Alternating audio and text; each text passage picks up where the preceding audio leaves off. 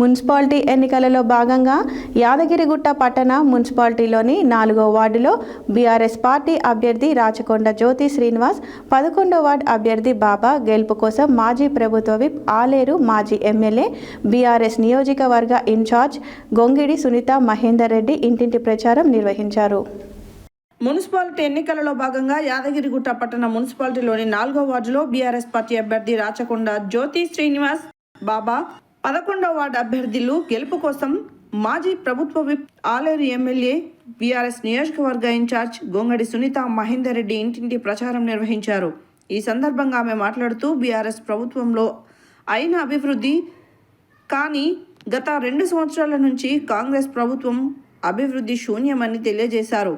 కాంగ్రెస్ ప్రభుత్వం ఇస్తానన్న 6 హామీలను ఇవ్వకుండా నిరుపేద ప్రజలను మోసం చేస్తుందని తెలిపారు. యాదగిరిగుట్టను యాదాద్రి పుణ్యక్షేత్రంగా నిర్మించిన ఘనత కేసీఆర్దేనని పేర్కొన్నారు. మున్సిపల్ ఎన్నికలలో కారు గుర్తుపై ఓటు వేసి బీఆర్ఎస్ అభ్యర్థులను గెలిపించాలని కోరారు.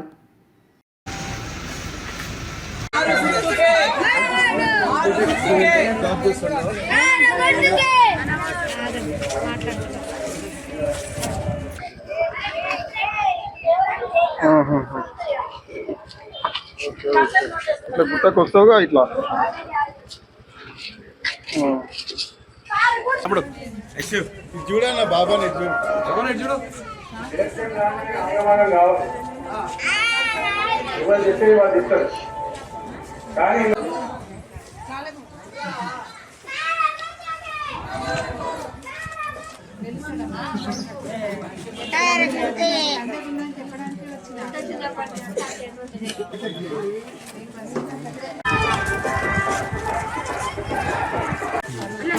అమ్మ అడ్డు అమ్మ అడ్డు అటు సైడ్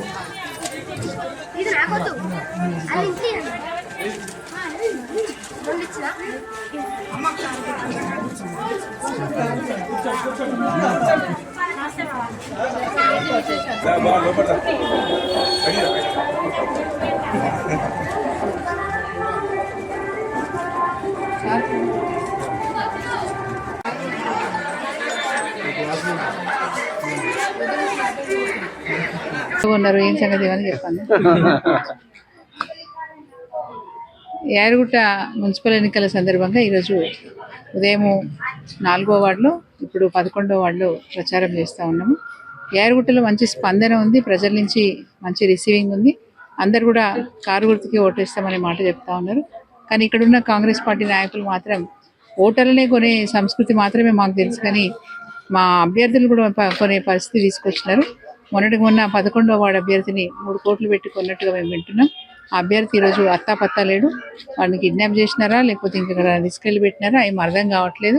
అదేవిధంగా మొన్న 2 రోజుల క్రితము 12వ వార్డులో ఉన్న అభ్యర్థిని ఇంటికి వెళ్ళి పోలీసులను పెట్టి బెదిరించినారనే విషయం కూడా బయటకు వచ్చింది.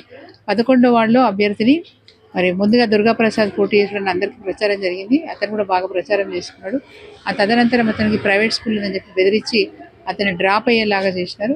అయినా మేము భయపడకుండా సయ్యద్ బాబా గారు మా 11వ వార్డు అభ్యర్థి, ఎవరు భయపెట్టించినా భయపడేది లేదు, నేను బాజాప్తా పోటీ చేస్తా అని చెప్పి వారు ముందుకు వచ్చినారు.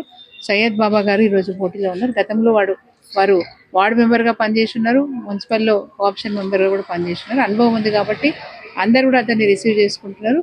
ఖచ్చితంగా అతన్ని గెలిపించే అవకాశం ఉంది. ఇప్పటికి కూడా ఆయన దగ్గరకు వచ్చి మరి ఇక్కడ చైర్మన్ క్యాండిడేట్ అనుకునే కాంగ్రెస్ పార్టీ అభ్యర్థి, అదేవిధంగా వీరి మీద పోటీ చేస్తున్న అభ్యర్థి ఇద్దరు కూడా వాళ్ళ ఇంటికి వెళ్ళి ₹1 కోటి ఇస్తాం, నువ్వు డ్రాప్గా అని చెప్పి అడుగుతూ ఉన్నారు.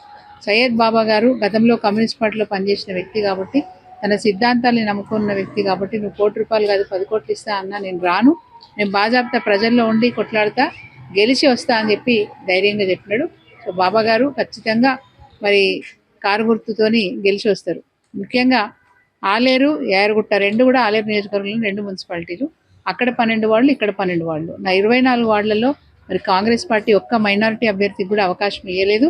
ఈరోజు మేము యాదగిరిగుట్టలో ఒక మైనారిటీ అభ్యర్థికి అవకాశం ఇవ్వడం జరిగింది. తప్పకుండా ఈ అభ్యర్థిని గెలిపిస్తారని మేము నమ్ముతా ఉన్నాం. జై తెలంగాణ, జై